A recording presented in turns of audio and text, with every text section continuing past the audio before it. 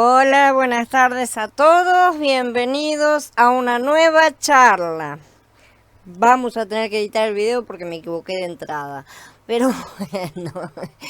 Hola Blanca, hola Lorena, hola Eliana, Johnny, hola Gaby, Nicolás, Maribel. Bienvenidos Mili, hola Mili, bienvenidos a todos familia, vamos a dar comienzo a esta charla que es el capítulo 66 de la serie que estamos viendo ya. Hoy estamos igualando la cantidad de capítulos que hicimos en Bereshit y todavía falta todo el tabernáculo. Entonces vamos a tener bastante más todavía. Vamos a dar comienzo entonces a El Malaj y la Tierra Prometida. Estamos hablando ahora vamos a empezar con el capítulo 24, ¿no es cierto? Con el fin, del capítulo 23. Ya mencionamos que estos capítulos que estuvimos estudiando, los Mishpatim, ¿no es cierto? Del 20 al 23 de Shemot, describen la edificación de Elohim con la redención de Mashiach, ¿no es cierto? Por eso es muy significativo que la conclusión del capítulo 23 hable del Malaj de Yahweh, de los Pasukim 20 al 33. El Pasuk 20 dice: mira, yo envío a mi Malaj delante de ti para que te cuide en el camino y te lleve al lugar que he preparado. En Shemot 23:20. El Malaj entonces llevaría al pueblo a la tierra prometida. En estos Pasukim, las dos cosas principales acerca de la tierra son los obstáculos y los límites. Había gente que vivía en la tierra y que obstaculizaba a los hijos de Israel porque les impedían tomar posesión de ella. El Pasuk 23 habla de la oposición. Cuando mi Malaj vaya delante de ti y te lleve a los emoritas, los hititas, los perecitas, los kenanitas, los jivitas, los yebusitas, y yo los aniquile, y continúa. O sea, se menciona aquí a las 7 naciones de Canaán, propiamente dicha, la Canaán propiamente dicha, con la excepción de una de ellas, que son los gergesenos, que sí aparecen en otros pasukim similares, como en Devarim y el libro de Yahoshua, de Josué. Entonces, las haría destruir como naciones, pero no como a individuos, porque los tales todavía podrían, algunos sueltos, digamos, ser ganados como prosélitos para la fe de Israel, como se ve después en Shemuel Bet, en Divrei Hayamim, que hay todavía sobrevivientes de estas tribus, todavía hay descendientes de estas tribus, pero son personas individuales que evidentemente se mezclaron y aceptaron a Yahweh. En el Pasuk 31 vemos algo acerca de los límites de la tierra también. Yo estableceré tus fronteras desde el mar de los juncos hasta el mar de Peleshet y desde el desierto hasta el Perat, porque entregaré a los habitantes del país en tus manos y tú los arrojarás de tu presencia. El Peleshet es Filistea, ¿sí? Y Perat es el Éufrates, ese es el correcto nombre en hebreo. Si deseamos tomar posesión de la tierra prometida, tenemos que vencer los obstáculos y también prestar atención a los límites de la tierra. El Malaj de Yahweh desempeña un papel importante al llevar al pueblo a la tierra. A conclusión de la promulgación de la ley y de las ordenanzas, los Mishpatim, se refiere al Malaj de Yahweh y a la tierra prometida. Esa es la conclusión. Tanto el Malaj como la tierra prometida son tipologías de Mashiach. Si el Malaj tipifica a Mashiach como aquel que es enviado por Elohim para guardarnos en el camino e introducirnos justamente en la tierra. Mashiach es este enviado, ¿sí? El enviado de Elohim. La buena tierra tipifica a Mashiach en todo lo que él abarca, porque Mashiach es tanto la buena tierra como el camino que nos lleva a ella. Por lo tanto, Mashiach como el enviado, o sea, el camino, si no se introduce en él mismo como la buena tierra. Esta buena tierra es la meta, es el objetivo del propósito de Elohim verdaderamente, ya que la buena tierra tipifica a Mashiach. Eso significa que él es la meta, es el camino, es la meta, es el comienzo, es todo, ¿no es cierto? ¿Quién nos va a llevar hasta esta meta? Nadie más que Mashiach mismo, evidentemente. Por una parte es la buena tierra y por la otra el que nos conduce.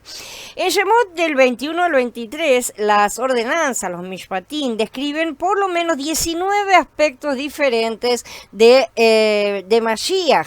Mashiach es el sacrificio, es el esclavo, el Shabbat, Josafat, aquel que nos fue entregado por equivocación y lo llevamos a la muerte, lo matamos, ¿no es cierto? También es la ciudad de refugio, es aquel que da la vida por los enemigos y que libera de sus cargas pesadas a los que lo aborrecen. Y esto lo vimos en estos capítulos anteriores. Hola Aníbal, bienvenido. Entonces, además de estos capítulos, el madero de Mashiach es tipificado de dos maneras. Primero, el altar del capítulo 20 tipifica el madero. Nosotros tenemos un altar del cual aquellos que sirven en el tabernáculo no les es permitido comer. Nos explica Ibrí en el capítulo 13. Este altar se refiere al madero, ya, ¿no es cierto? Ya la realidad de aquellas sombras, al madero en el cual Yahshua se ofreció a sí mismo como el sacrificio por nuestros pecados. Los hijos de Israel tenían un altar, pero este era simplemente un tipo, ¿no es cierto? Nosotros tenemos el verdadero cumplimiento de este tipo, el madero. En segundo lugar, el madero es tipificado también por el vino y por el aceite que producen el lagar, ¿no es cierto? Que ya lo vimos porque es la prensa, el madero en ese sentido. Este lagar representa el rebozo de la experiencia de Mashiach por medio de los sufrimientos del madero. Shemot 22-29 habla de la plenitud del lagar. La plenitud representa toda la cosecha del producto de la buena tierra. ¿Sí? Y el lagar representa el rebozo de vino y el aceite de las prensas. Por un lado, la congregación es un lugar agradable, ¿no es cierto? Y la vida de congregación es maravillosa. Por otro, la vida de congregación es una prensa donde se produce vino y aceite. Y eso lo sabemos bien por todos los altos y bajos que venimos sufriendo, ¿no es cierto? Tenemos momentos de gran alegría, de gran espiritualidad, de gran gozo verdaderamente, mucha shalom en Mashiach, ¿no es cierto? Cuando estamos unidos, cuando estamos orando juntos y demás, y después nos suceden cosas en el mundo, ¿no es cierto? Que a veces nos bajonean un poco. Estos altos y bajos justamente forman parte de esta vida de congregación a través de la cual estamos siendo prensados, por así decir, ¿no es cierto? Para producir el vino y el aceite. Después de presentar por lo menos estos aspectos que ya estudiamos en los posts anteriores y estos aspectos de Mashiach y los aspectos del madero que también estudiamos, estos capítulos, entonces concluyen ahora con una palabra acerca del Malach que va a conducir al pueblo a la tierra prometida. Incluso la versión Reina Valera pone la palabra Malach en mayúsculas. Sí, en este paso. Esto indica que los traductores se dieron cuenta de que este Malach es único y es extraordinario. Esto ya, acerca del Malach, ya habíamos estudiado en la serie de Bereshit.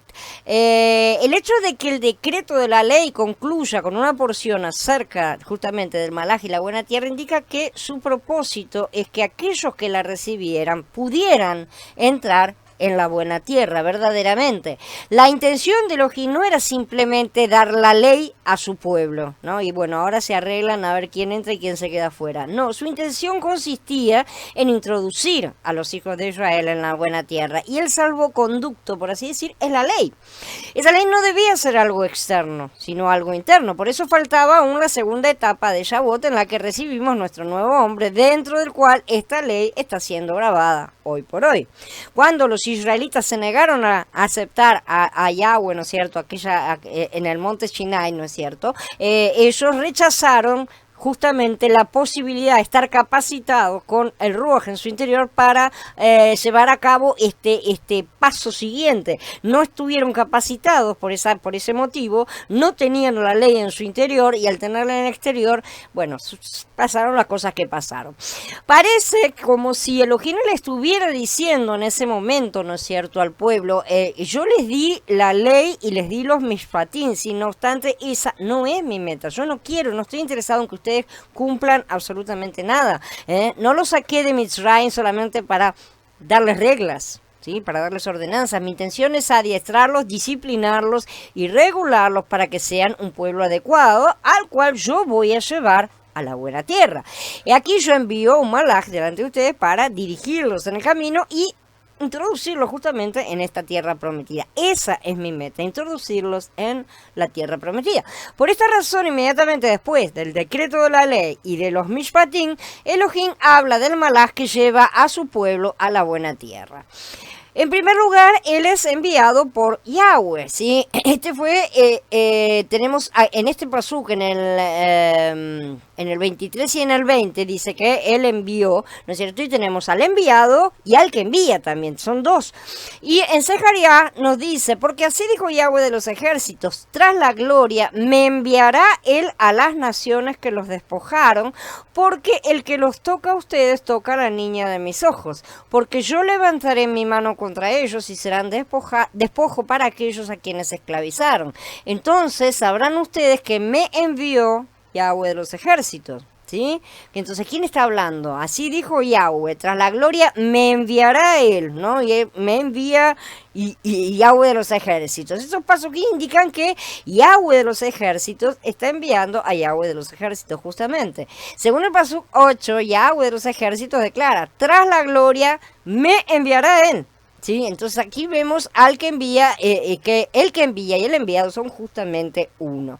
Los partidarios de la teología sistemática sí se van a preguntar cómo podemos afirmar que Mashiach, el Hijo y el Padre son uno. Estas cosas las hemos estudiado, pero son cosas que siempre surgen cuando volvemos a tocar los mismos puntos, sobre todo con las personas que no están siguiendo la serie en orden. Si alguien entra sin haber leído nada de lo anterior, entonces no se entiende, pueden no saber. Estas personas pueden señalar el hecho de que el hijo oró al padre, que el padre le contestó, ¿no es cierto? Todas esas discusiones que ya conocemos. Si el padre y el hijo son uno, ellos preguntan, ¿cómo podría el hijo orar al padre? ¿Y cómo podría el padre contestar al hijo? ¿No es cierto? Y encontramos justamente la respuesta en Zacarías 2. ¿Quién es el enviado y quién es el que envía? No tenemos que encarar todas estas cosas con nuestra mente de carne, sino con la mente del espíritu, ¿no es cierto? Entonces, aquí, como hemos leído, cuando dice él, el que envía, y me, el enviado, se refiere en ambos casos a Yahweh de los ejércitos. Según estos pasuquín, Yahweh envió a Yahweh porque él es tanto el que envía como el enviado. Entonces, esto hace ya especial justamente ese malaj, una cosa que fue notada por muchos durante mucho tiempo, ¿no es cierto? En segundo lugar, el nombre de Yahweh está en él. Hazle caso y obedécelo. No lo desafíes, que no perdonará las ofensas de ustedes, porque mi nombre está en él, dice el pasuk 21. Entonces, en cuanto al malaj de Yahweh, Yahweh mismo declara, mi nombre está en él. El nombre de Yahweh significa yo soy quien soy, otra cosa que ya también estudiamos.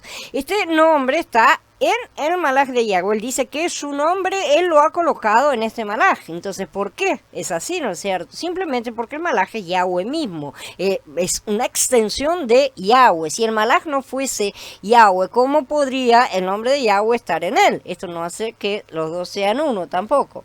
El nombre de una persona es idéntico a la persona mismo. No son la misma persona, sino que el nombre ha sido colocado en él.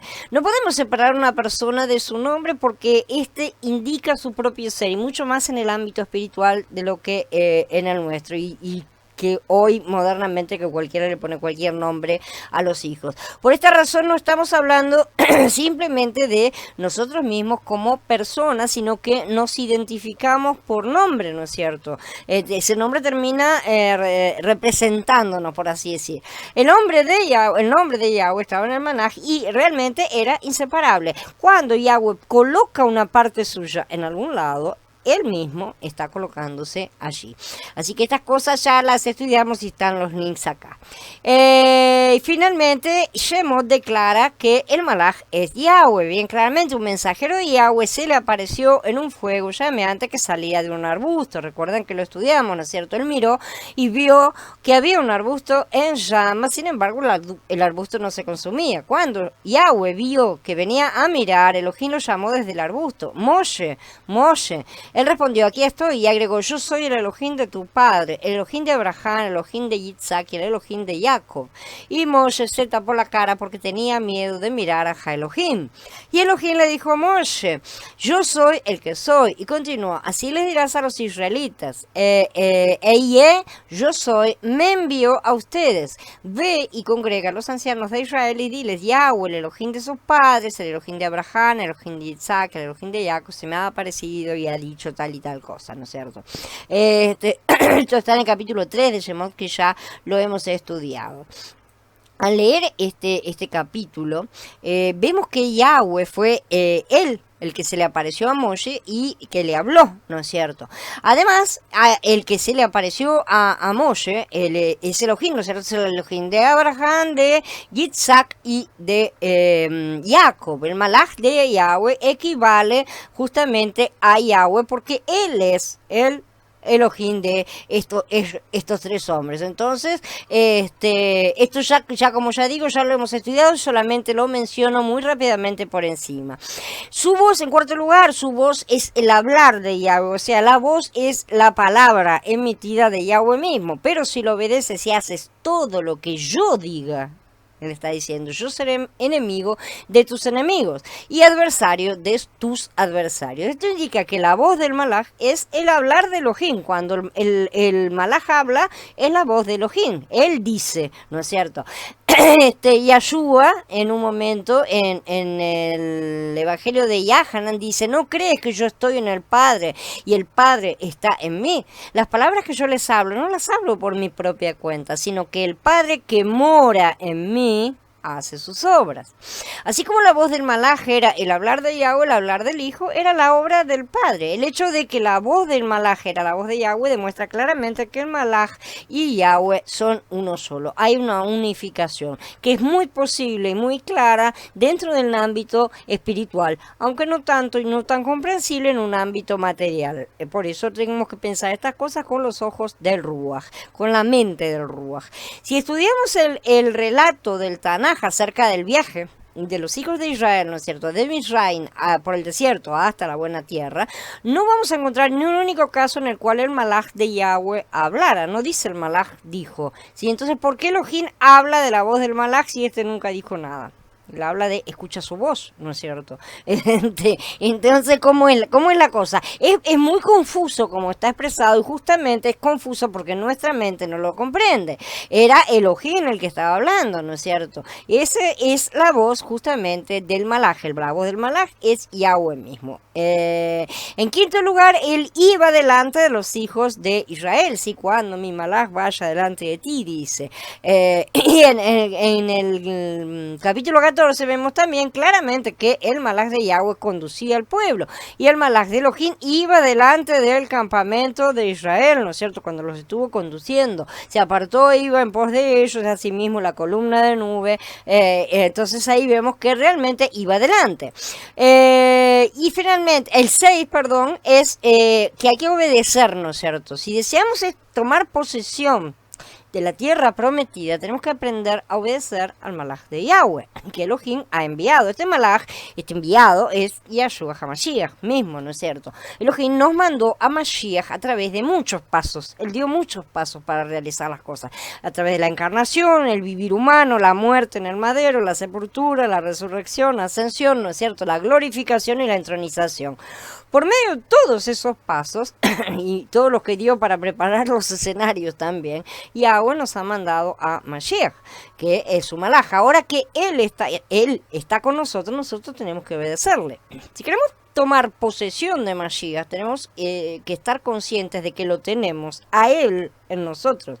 Si es que lo hemos aceptado, ¿no es cierto? Está dentro de nosotros como una persona viviente. Esto significa que tenemos al Mashiach viviente y no un sistema de doctrinas. No es que necesitamos agarrar el libro de la ley y empezar a leerlo, estudiarlo y rompernos la cabeza a ver qué quiere decir. No, tenemos que decirle a la carne, correte, deja la mente de Mashiach que me explique lo que estoy leyendo. Esa es la cuestión, porque ahora tengo la mente de Mashiach para poder interpretar y comprender exactamente con su mente qué es lo que está escrito. Él es no solo la mente que yo tengo adentro, sino que Él es la misma palabra que estoy tratando de leer, de manera que Él es el que nos guía. Hola Mariel. Entonces, esto significa justamente que Él está en nuestro interior. Y esta persona viviente está explicándonos, mostrándonos justamente cómo interpretar todas estas cosas. A estos, Elohim ha querido dar a conocer la gloriosa riqueza de este misterio entre los gentiles, que el Mashiach es entre ustedes la esperanza de gloria, dice Colasín en el capítulo 1 y en Romanillín 8 dice, sin embargo, ustedes no se dejan llevar por la inclinación iluminación carnal, sino por la espiritual, si es que el espíritu de Yahweh mora en ustedes, porque si alguno no tiene el espíritu de Mashiach, no es de él, ¿sí? El espíritu de Yahweh es el espíritu de Mashiach también. Entonces vemos, siempre se repite la unidad. Si no tenemos a Mashiach en nosotros, no le pertenecemos a él. Eso es lo que está diciendo bien clarito con todas las letras. Por el contrario, le pertenecemos a Hasatán, no queda otra, no hay otro bando, ¿sí? O sea, Hasatán, los demonios, el mundo, todas las cosas que abarcan, que implican el reino satánico. Muchos creyentes contemporáneos no se dan cuenta de que la persona viviente de Mashiach está con ellos y en ellos, sí, tratando de ver si lo encuentran. Muchos se interesan por doctrinas bíblicas, pero no le prestan atención a aquel que es viviente, que está en su interior y que es esa misma letra, si es que la leen a la Biblia, porque muchos buscan doctrinas fuera de la Biblia también, ¿no es cierto? Pero si están leyendo la Biblia, el autor, por así decir, de la Biblia, que es la Biblia misma, es más que el autor, está ahí adentro para ayudarlos, ¿no es cierto? Pero no le prestan atención. Los creyentes se preocupan por su obra misionera, por la predicación de la Besorá, ¿no es cierto? Traer un montón de gente, o por enseñar las escrituras, estudiar teología, ser muy aplaudidos, ser respetados, ¿no es cierto? Como sabios, pero prácticamente no le prestan atención a la persona viva de Mashiach que está en su interior, mucho menos a permitirle que viva por medio de nosotros y nosotros por medio de él. En el capítulo 23, Yahweh no dice, les he dado enseñanzas que deben seguir, ¿sí? Aquí Elohim dice acerca del Malás, hazle caso y obedécelo, ¿no es cierto? Si lo obedeces y haces todo lo que yo diga. Ya vemos que en 2 ocasiones él nos indica que tenemos que obedecer la voz del Malaj, porque su voz es el hablar de Elohim. Entonces, hoy en día, Mashiach habla por Elohim de una manera viviente desde nuestro interior. No está aquí, no está allá, como él dijo, ¿no es cierto? No, si lo van a buscar afuera, no lo van a encontrar, porque está en medio de nosotros. Esa es la cosa. Estos son los 3 pasos o las 3 etapas de la obra de Yahshua. Primero la era de Pesaj con el Ruach en el exterior, revelando las tipologías que hablan de Mashiach. Esta es la semilla que fue plantada. Después viene la era de Shavuot, cuando el Ruach es derramado en nuestro interior para iluminar la esencia espiritual de la tipología, ¿no es cierto? De todas las tipologías que se refieren a Mashiach. Este es el fruto, es el proceso que lleva a dar el fruto, ¿no es cierto? La era de Sukkot, donde vemos el cumplimiento final de todo el plan, ¿no es cierto? Es la multiplicación de los muchos frutos. Estos son los muchos frutos que llevan esa misma semilla que fue plantada en su interior. Los frutos no pueden dar semillas sino como la que tienen dentro, o sea, la de su especie, ¿no es cierto? Y esa es la forma de multiplicación que Yahweh ha determinado. En Yahanan 10 se recalca claramente la importancia de oír la voz de Elohim, el Adón. Yahshua se refiere a sí mismo como el buen pastor y dice, las ovejas oyen su voz, ¿no es cierto? En el Pasuk 16 continúa y dice, tengo otras ovejas que no son de este redil. Ellas oirán mi voz. Y en el Pasuk 27 él testifica también, mis ovejas oyen mi voz. Él lo está repitiendo muchas veces, ¿no es cierto? Él es la voz verdaderamente. Así que tengo la absoluta certeza de que todos tenemos la voz de Elohim dentro de nosotros, todos los que han aceptado a Mashiach, evidentemente, ¿sí? Aún los más jóvenes, hasta los más nuevos, todos han oído en algún momento aquella voz que es la suya, que está en nuestro interior. Por tener a Mashiach, el enviado de Elohim dentro de nosotros, tenemos que obedecerle si queremos entrar en la tierra prometida. No tenemos que provocarlo, es uno de los detalles que se nos pide que no hagamos. Dice, guárdate delante de él, oye su voz, no le seas rebelde, porque él no perdonará su rebelión, porque mi nombre está en él. Aquí tenemos 4 detalles, ¿sí? En cuanto a nuestra relación con Mashiach como el Malaj. Estos detalles están relacionados con el hecho de prestarle atención, obedecerle sin provocarlo, ¿no es cierto? Y sin que él tenga que disculpar nuestras transgresiones. O sea, no tiene que haber ninguna de estas cosas. Este pasuk nos enseña que si provocamos a Elohim, él no va a perdonar las transgresiones. Eso es una realidad, no va a perdonarlas. A él le ha sido dado el poder del juicio, ¿no es cierto? Si consideramos esto cuidadosamente, vamos a ver que este pasuk corresponde con nuestra experiencia en buen grado. En un sentido, Mashiach, que mora en nosotros, ¿no es cierto? Es una persona agradable, es una persona amable, es una presencia de shalom, de amor, ¿no es cierto? No obstante, es muy fácil provocarlo. Es muy fácil provocarlo porque somos completamente opuestos. Esa es la realidad. Aun cuando desobedecemos en algo insignificante a nuestras cabezas, sí lo estamos provocando, porque cualquier cosa mancha lo blanco, ¿no es cierto? Como resultado sentimos que ya no nos sonríe. Nos damos cuenta en lo profundo que él no está contento con nosotros y empezamos a sentirnos mal, ¿no es cierto? Ya que Elohim dentro de nosotros no está contento, nosotros tampoco podemos estar contentos, porque somos una vida ambos juntos. Quizás nuestro tiempo con Yahweh en la mañana estamos felices, por ejemplo, ¿no es cierto? Podemos salir, nos regocijamos, estamos llenos de alabanza, estamos re felices, pero vamos andando durante el día y podemos provocarlo con alguna acción de nuestra desobediencia. Esa alegría es pasajera, entonces desaparece. El hecho de que ya no estemos felices indica que hemos provocado a Elohim y que él está disgustado, él no está feliz en ese momento. Existe una forma en que él demuestra su estado de ánimo, por así decir, para que nosotros nos vayamos dando cuenta de qué es lo que está bien y qué es lo que está mal. Ahora quiero establecer un hecho. En verdad, él no está disgustado como podríamos estarlo nosotros en nuestra carne. Simplemente se establece otra reacción, como siempre decimos, causa-consecuencia. Nosotros tenemos la tendencia de colocarle a Yahweh sentimientos humanos, y no es así como él es.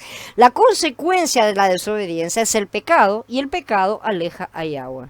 Punto. No es que él se enojó, no me quiere más, me va a pegar, me va a poner en penitencia. No, simple y sencillamente cometiste un pecado y lo alejaste.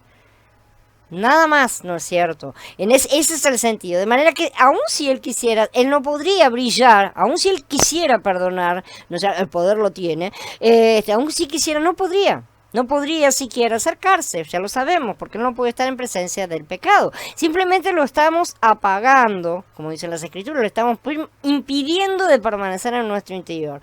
Más que ira, desde el concepto humano, lo que sentimos es un alejamiento, no sentimos una ira de parte suya porque hemos pecado, como la que podemos llegar a sentir si le desobedecemos a mamá o a papá, ¿no es cierto? Que lo que sí podemos llegar a experimentar es que se enojaron de verdad. Es completamente diferente. En realidad con él lo que más se experimenta es un alejamiento suyo, ¿no es cierto? Entonces, aunque él quisiera, ya lo decimos y lo repetimos, él no podría permanecer en nuestra presencia, ¿no es cierto?, en nuestro interior en ese momento. Si fuera ira, bastaría esperar a que se le pase, por así decirlo, ¿no es cierto?, porque la ira, como todos los sentimientos, son pasajeros. Como por el contrario se trata de una consecuencia de nuestros comportamientos, lo que tenemos que hacer es arrepentirnos, pedir perdón para ser restaurados en nuestra comunión. Hay que arreglar el tema de la transgresión, ¿no es cierto?, que a veces se arregla con un simple arrepentimiento y mudanza de comportamiento, evidentemente, y somos restaurados.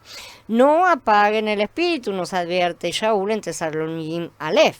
Él no va a perdonar nuestra rebelión. Después de exhortarnos a no provocar al malaj, ¿no es cierto? Y continúa diciendo, porque él no perdonará su rebelión. Desobedecer es siempre una rebelión. Cuando desobedecemos nos estamos colocando automáticamente dentro de las huestes de Hasatán.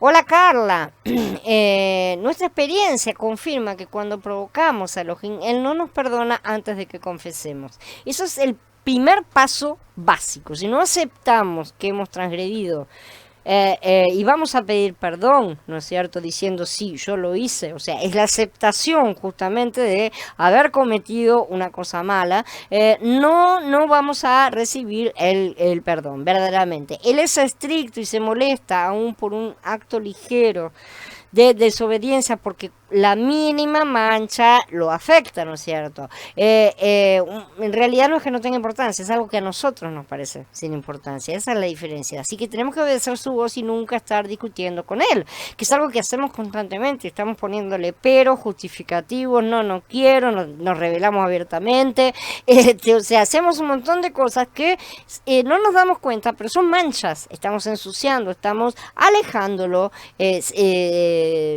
literalmente, ¿no es cierto? Cada vez que estamos hablando y decimos no, lo alejamos un poco. Si pudiéramos ver eso de alguna forma representada visualmente, ¿no es cierto?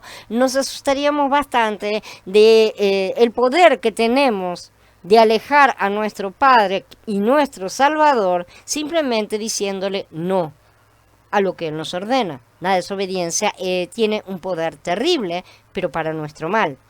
Entonces, tenemos que obedecer a rajatabla. Si es posible que lo provoquemos al discutir, al tratar de justificarnos, entonces Él deja de brillar, porque no puede brillar de forma directa sobre nosotros, porque nos destruiría, literalmente. ¿Sí? Entonces dejamos de tener un ruaj de regocijo, de gozo. Podemos confesar nuestros errores, buscar su perdón, pero quizá Él no nos perdone inmediatamente. Todo va a depender de cada situación que es única, ¿no es cierto? Pueden pasar inclusive varios días antes de que sintamos que Él vuelve a estar en nuestro interior y nos sonríe. ¿Por qué? Porque a medida que vamos insistiendo, repitiendo conductas, la sentencia es mayor, como sucede en nuestras cárceles también. Es simple, un reincidente tiene siempre una sentencia mayor que uno que recién comete el primer crimen, por así decirlo, ¿no es cierto? De manera que cada vez vamos aumentando el tiempo y nosotros no sabemos, no entendemos, no sabemos hacer esas cuentas. Entonces esto es bastante importante. Me agrada realmente. A pesar de todo, en este pasuk no declara que el malaj no va a perdonar para siempre, no nos va a dejar abandonados, ¿no es cierto? No se especifica ningún momento particular, simplemente porque los casos pueden ser diferentes, ¿sí? A veces son unos minutos, a veces unos días, a veces semanas, a veces más tiempo. Todo depende de la gravedad de lo que hayamos cometido. Según nuestra experiencia con Mashiach, sabemos que a veces Él no nos perdona inmediatamente, y eso depende de la gravedad de nuestra transgresión y de la reincidencia, como venimos diciendo. Esto realmente, cuanto más crecemos en Él, nos deja muy miserables, nos deja pésimos. En el momento que hemos transgredido, si tenemos una relación crecida con Él, porque si no la tenemos no nos damos cuenta, simple y sencillamente no nos importa, no sentimos nada porque no lo sentíamos ya desde antes. Pero si ya tenemos una relación crecida y cometemos algún tipo de transgresión, y esa transgresión es grave, necesita tener su periodo de limpieza, por así decir, nos vamos a sentir muy miserables porque Él va a estar ausente, no vamos a sentir su presencia.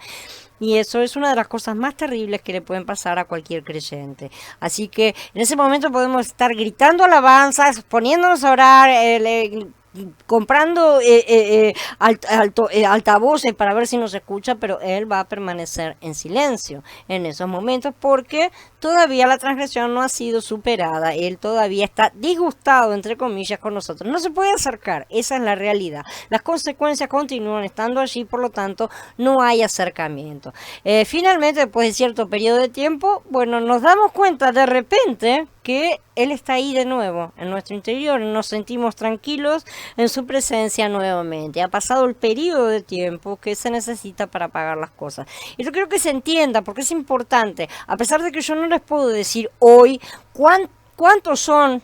¿Cuál es la condena para cada transgresión? Porque no la tengo, no la sé, no la comprendo todavía, a pesar de que tengo algunas ideas básicas, por así decir. No les puedo indicar, bueno, esto te cuesta tanto, aquello te cuesta tanto, no lo sé exactamente, ¿no es cierto? Sin embargo, sabemos que sí funciona de esta manera, por todo lo que ya hemos venido estudiando, ¿no es cierto?, acerca de sus leyes y también acerca de sus tiempos. Así que en este asunto no tenemos que ser descuidados, tenemos que ser muy cuidadosos. No podemos pensar que después de desobedecer a Elohim podemos decirle, ay, Adón, estoy estoy equivocado, perdóname, por favor, ¿no es cierto? Como haríamos con mamá y mamá está cansada y se dice, bueno, sí, anda a dormir y listo, ¿no es cierto? La mayoría piensa que después de orar así todo está bien, ¿sí? O sea, basta que yo me arrepienta para que él me tenga que perdonar. Vamos a hacer que esa sea la cosa, pero no... No necesariamente ese es el sentimiento de Elohim dentro de ellos, es su propio sentimiento. Él quizás no los perdone hasta más tarde, todo depende del asunto de las circunstancias, lo repetimos. ¿Sí? Esta palabra acerca de provocar a Elohim y de no recibir su perdón inmediatamente no es una mera doctrina, es un hecho, es una cosa de la vida real, espiritual, que los que lo tienen verdaderamente saben que es de esta manera. ¿Sí? Así que esto concuerda plenamente con todas nuestras experiencias.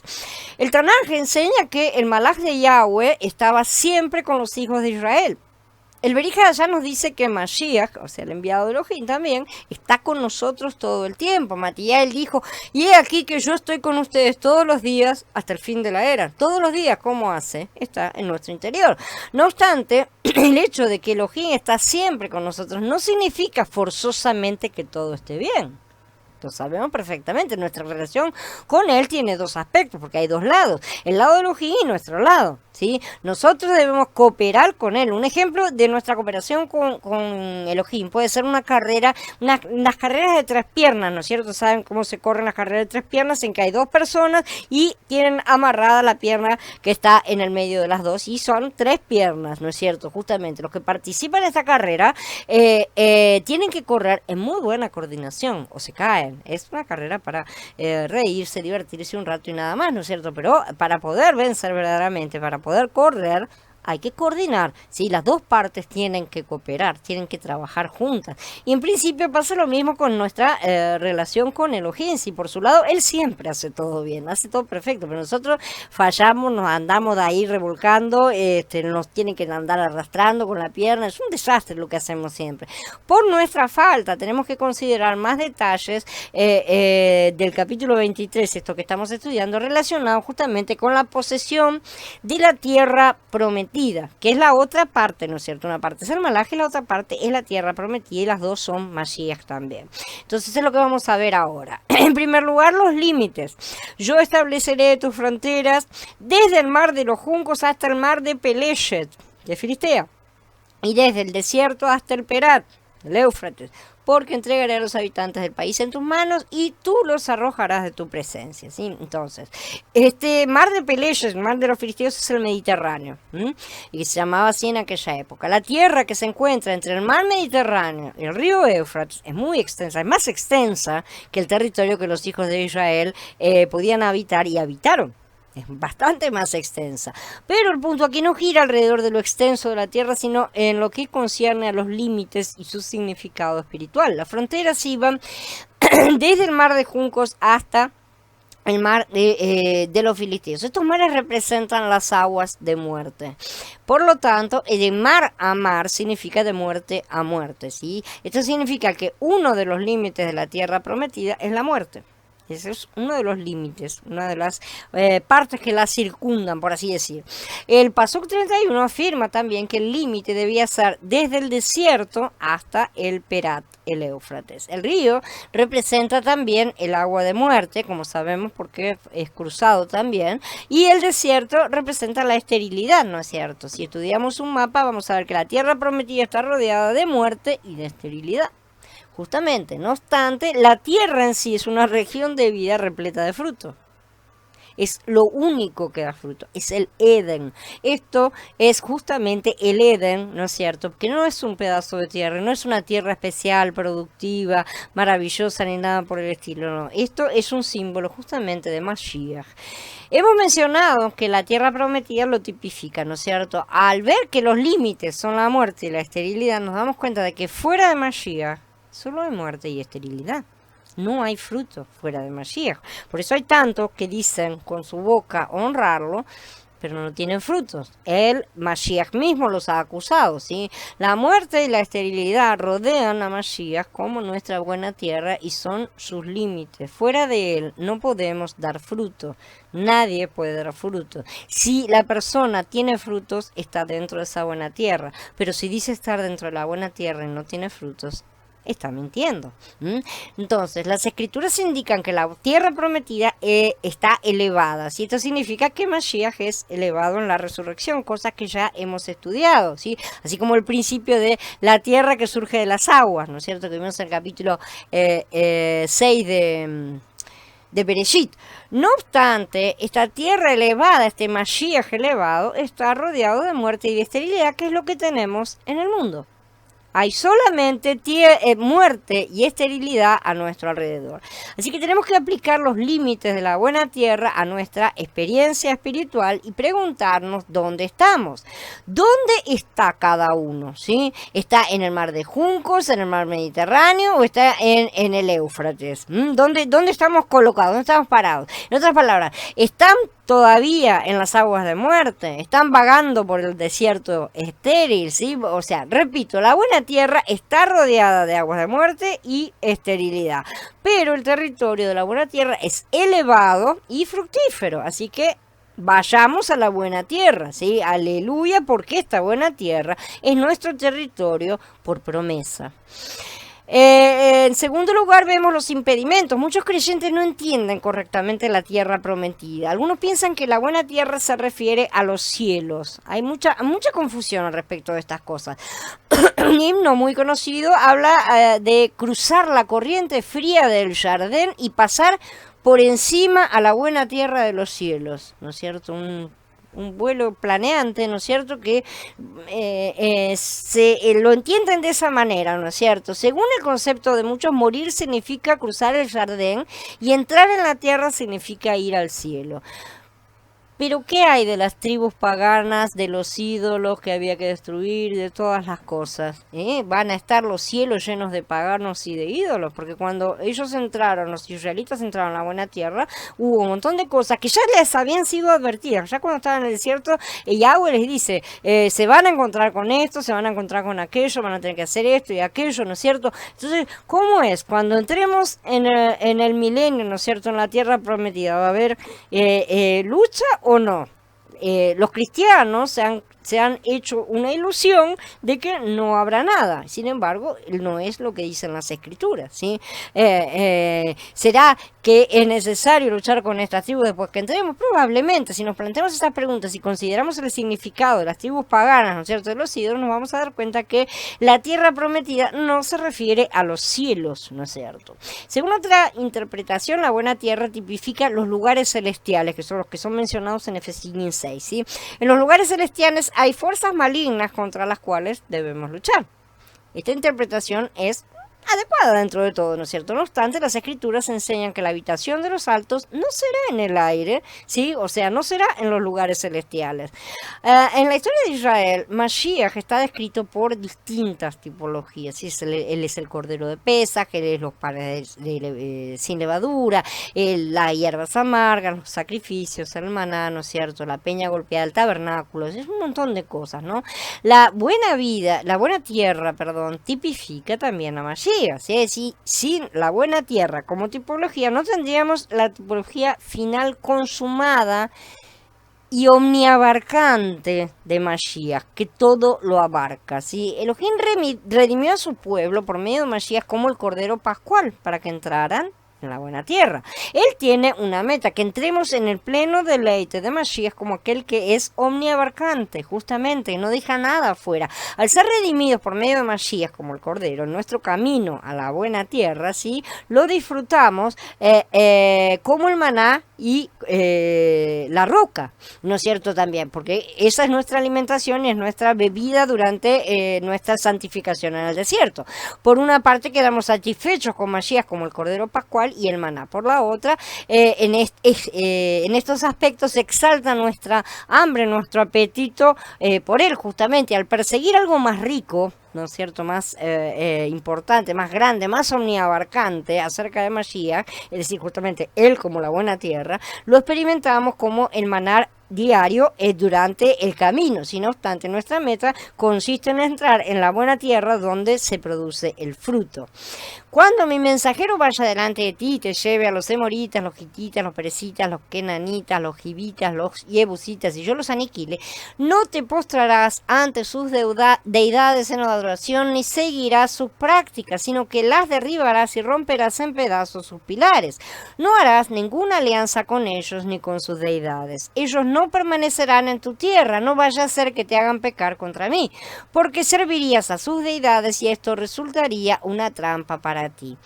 Según estos pasuquín, hay gente que nos impide tomar posesión de la tierra. Entonces, estas personas que nos frustran, las distintas tribus paganas que vivían en la tierra, representan por un lado diferentes aspectos de nuestra vida natural, ¿no es cierto? Pero por otro lado también manifestaciones de la oposición demoníaca que Hasatán ejerce contra nosotros a través de personas reales. Él utiliza personas para oponerse a nosotros. Por ejemplo, una de las tribus eran los kenanitas, ¿no es cierto? Justamente, la palabra Kenan significa mercader, comerciante, ¿sí?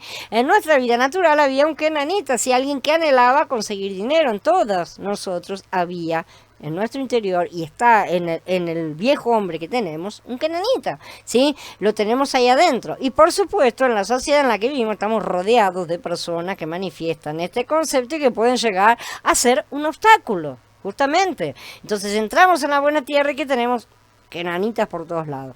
Por ejemplo, un patrón que pone su beneficio, ¿no es cierto?, por encima en nuestra observancia a la ley. Justamente por encima de todo la observancia de la ley.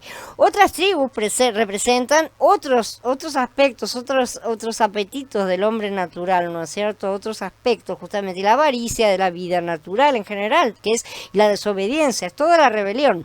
En principio, todas las tribus paganas representan aspectos de la vida natural. En un sentido, las tribus están dentro de nosotros, pero también están en el exterior. No es solamente un aspecto interno, también representan un aspecto externo. Esto significa que en nuestra vida natural existen muchas personas que nos frustran y nos impiden tomar posesión del Mashiach omniabarcante, y lo mismo hace nuestra propia carne. Entonces tenemos una lucha interna y una lucha externa, y la mayoría solamente se la agarra con la lucha externa y se olvidan de la interna, y la carne es uno de los problemas mayores que tenemos verdaderamente, porque nadie puede luchar contra un enemigo externo si tiene un enemigo interno. Sin experiencia espiritual no podemos entender que el aniquilamiento de la vida natural se relaciona con el aumento de Mashiach dentro de nosotros. Sabemos por experiencia que en nuestra vida creciente tenemos que tener el aumento de Mashiach, pues si no estamos estancados. Este aumento es lo que reemplaza la vida natural. Justamente, si el Mashiach no crece, la vida natural permanece. No tenemos que pensar que Elohim va a sacar inmediatamente cada elemento de la vida natural, que es el deseo de todos, pero él dijo de movida que no iba a ser así. El alejamiento de las tribus paganas fuera de nosotros por parte de Elohim depende de nuestro crecimiento de vida. Si no nos movemos, no pasa naranja, ¿sí? Es decir, del aumento de Mashiach en nosotros. De eso depende. Si Elohim sacara la vida natural sin que hubiese un aumento correspondiente, ¿no es cierto?, al mismo tiempo de Mashiach en nosotros, entrarían los demonios, las bestias, los demonios, ¿no es cierto?, para tomar posesión de nosotros. Eso han hecho con mucha gente. Por lo tanto, Elohim elimina la vida natural conforme al aumento de Mashiach en nosotros. Eso quiere decir que si no hay crecimiento de Mashiach, no se elimina la vida natural. ¿Cuál es el problema actual? Ahí está. Si no vemos crecimiento es porque no nos estamos esforzando lo suficiente en disminuir nosotros, que es el sacrificio que nosotros ofrecemos para que Él crezca. Nosotros tenemos que disminuir para que Él crezca. ¿Sí? Entonces no podemos echar la culpa a nadie, ni decir que estamos bajo ataque. No podemos echarle siquiera la culpa a Hasatán, porque la realidad es que los demonios pueden atacarnos porque no tenemos suficiente Mashiach en nuestro interior. Shemot también indica que estas tribus paganas tenían ídolos. ¿Sí? Los dioses de las tribus paganas eran ídolos, y los ídolos están relacionados con los demonios. Detrás de cada ídolo se encuentra un demonio, ¿no es cierto? Los ídolos son justamente estos demonios y que están detrás de ellos, representando a las fuerzas espirituales. Detrás de nuestra vida natural, entonces, están estas fuerzas. Por ejemplo, ¿a quién le gusta perder los estribos? a nadie, ¿no es cierto? Indudablemente a ninguno le gusta perder los estribos. Dentro de nuestra vida natural, sin embargo, tenemos un carácter maligno que despreciamos normalmente, que hace un montón de cosas, cada uno tiene el propio, ¿no es cierto? Más fuerte acá, más débil allá, no importa, pero realmente cuanto más crecemos en Mashiach, más despreciamos ese carácter natural, ¿sí? Pero detrás de esta ira maligna de nuestra carne están justamente las fuerzas espirituales, los demonios, que se encargan de ponerla en marcha, por así decir, ¿no es cierto? A menudo son estas fuerzas malignas las que nos hacen perder nuestro genio, con determinadas situaciones, circunstancias, personas, todas cosas que colocan delante nuestra, porque son muy inteligentes, saben perfectamente cómo provocar y hacen que el creyente caiga, ¿no es cierto? Como creyentes hemos experimentado la pérdida de nuestra calma, aun cuando no queríamos que eso sucediera, ¿no es cierto? Había alguna clase de fuerza, ¿no es cierto?, que nos hizo perder nuestra paciencia, ¿no?, involuntariamente. Esto indica que los aspectos de nuestra vida natural son usados, manipulados y dirigidos por fuerzas espirituales detrás del escenario. Ese es el tercer poder, la tercera energía, la tercera voluntad que está en la del alma. Es un gran poder y ese es utilizado justamente por los demonios. De la misma manera, estos demonios utilizan a otras personas para lanzarlas en nuestra contra. Esto es normal. Los aspectos de la vida natural con las fuerzas espirituales detrás de ella nos impiden disfrutar de las riquezas del Mashiach omniabarcante. Si permitimos que los demonios y que la carne entren en un contrato, por así decir, vamos a estar trabajando para el reino de Satanás. Y eso hacemos cada vez que perdemos la paciencia, respondemos con mal genio, en este ejemplo, o cualquier otra cosa que hagamos, o sea, cualquier tipo de transgresión. En tercer lugar, vamos a ver la manera de tomar posesión de la tierra, ¿sí? Esta es la terminología que se utiliza en el Tanaj, justamente. En el Brit Hadashah, Shaul habla de ganar a Mashiach, ¿no es cierto?, de obtenerlo y de aferrarnos a él. Estas expresiones son el cumplimiento de la tipología acerca de la posesión de la tierra prometida en el Tanaj, justamente. Ahora vamos a hablar acerca de la manera de tomar posesión o de ganarlo, ¿no es cierto?, la manera de experimentar a Mashiach, conseguirlo, aferrarnos a él y tenerlo en nuestro interior. Para esto debemos considerar en detalle el resto de los pasukim, ¿no es cierto?, de Shemot, que estábamos estudiando, y verlos bien a fondo. Quisiera aclarar, que no intento alegorizar el Tanaj, hacer simbolizaciones nada más conforme a una cierta interpretación. Si por el contrario, nuestro estudio encaja las diferentes porciones de la palabra y está formando un cuadro completo. Verdaderamente es el cuadro pintado, es el rompecabezas que venimos armando. Esto no es alegorizar ni adivinar el significado de las cosas, porque eso se hace normalmente separando las piezas. Al contrario, unificarlas normalmente demuele la mayoría de esas interpretaciones. Esto, por el contrario, es descifrar el cuadro de las cosas espirituales que existen en la palabra, porque el Padre los ha pintado para que nosotros los veamos, ¿no es cierto? Él pinta su cuadro espiritual con cosas materiales para que nosotros podamos descubrirlas, entenderlas, comprenderlas, ¿no es cierto? Como la mente natural no consigue comprender las cosas espirituales, es indispensable que nosotros aceptemos antes a Mashiach como nuestro Salvador, o no vamos a tener su mente. Si no recibimos su Ruach, no vamos a entender nada de las escrituras. Por eso los que no lo han recibido pueden leerlas tantas veces como quieran y seguirán estando afuera, ¿sí? Necesitamos su ayuda para comprender lo que antes era misterio y ceguera para nosotros y de repente se va transformando en luz. Los asuntos relacionados con la experiencia espiritual son reales, pero son misteriosos y son invisibles para la mente de la carne. No hay forma. Por esta razón, Elohim nos dio la tipología en el Tanaj y las declaraciones en el Brit Hadashah. La tipología del Tanaj son cuadros de las realidades espirituales reveladas en el Brit Hadashah. Así como se encajan, ¿no es cierto?, las piezas del rompecabezas, así también estamos encajando las realidades, ¿no es cierto?, y con las piezas de las sombras, para poder comprender todo. Justamente las realidades del Brit Hadashah son tipologías espirituales de las cosas que van a suceder también en la era de Sukkot. Tenemos que tener en cuenta que todavía no está terminado. Toda la gente cree que todo termina y no hay nada escrito que justifique ese tipo de pensamiento. cierto? Yahshua vino para salvar lo que se había perdido y hizo eso por medio de su salvación, ciertamente, por el sacrificio, ya lo hemos hablado, pero también vino a recuperar lo que se había perdido, y esto se hace por medio de la santificación, es otro proceso. La meta es devolver a los hombres perdidos al Padre para que cumplamos nuestro objetivo de representarlo en la tierra, no para que, ay, bueno, ahora dejarlos ahí en el estante. No, no es así. Fuimos creados para una cosa y vamos a ser recuperados para esa misma cosa nuevamente. La tercera parte de su obra se realiza a través de sus muchos frutos, ¿sí? Que somos nosotros. Montar un rompecabezas de centenares de piezas realmente lleva tiempo, lleva mucha paciencia, se tiene que ir poco a poco. Finalmente tenemos un cuadro, lo podemos llegar a tener. ¿Queremos ver un cuadro de las cosas maravillosas, celestiales y divinas que se encuentran en la palabra de Elohim? Bueno, para eso tenemos que juntar con paciencia y diligencia las piezas de este rompecabezas, ¿sí?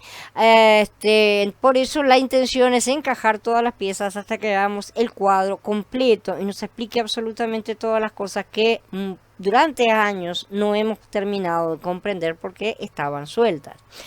Hemos visto que las ordenanzas en Shemot del 21 al 23 tienen muchas implicaciones, indicios y significados, ¿no es cierto? Y es importante ver que estos 3 capítulos concluyen justamente con una palabra del Malaj de Yahweh que lleva al pueblo a la tierra prometida. Ahí tenemos el paso de las cosas, ¿no es cierto? Mashiach, como el enviado, nos guarda en el camino y nos introduce en sí mismo como la buena tierra, ¿no es cierto? Además también aquí se nos revela en detalle no solamente cómo debemos entrar en la tierra, sino también cómo tomar posesión de ella para nuestro deleite.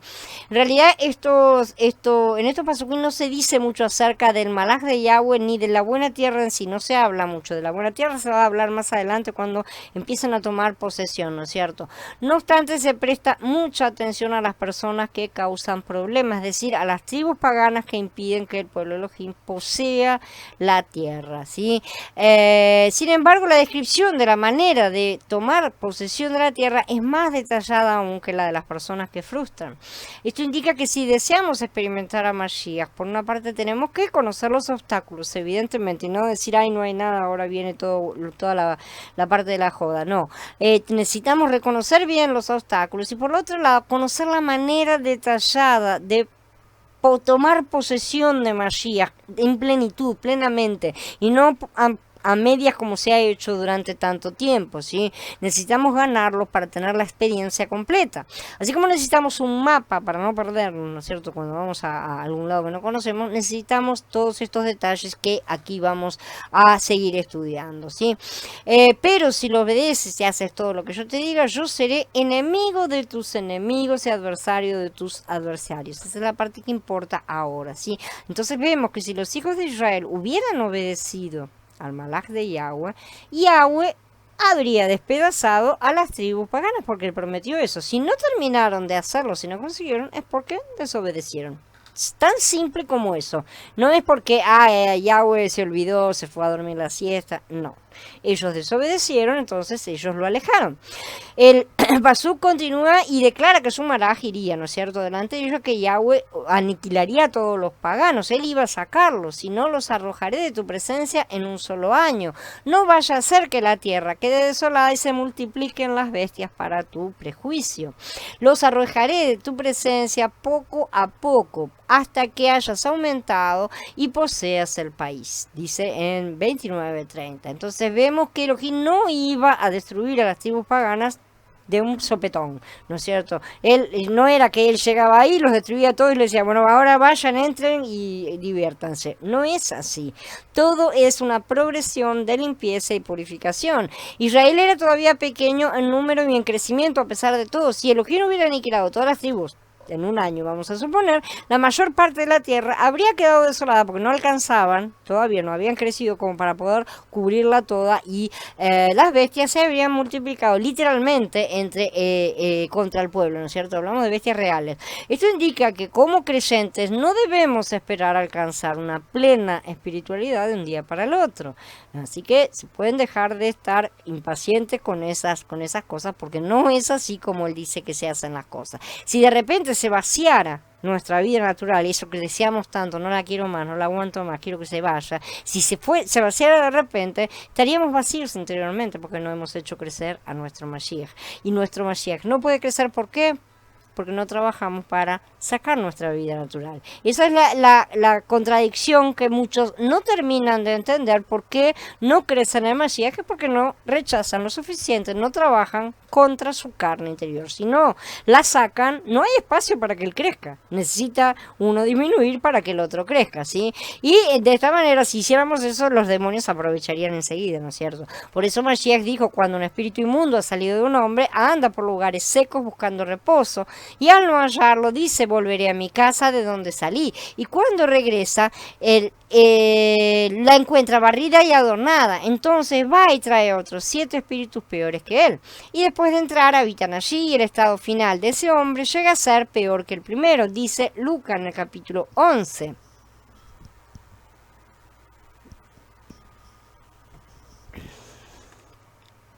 Hola Jorge, bienvenido.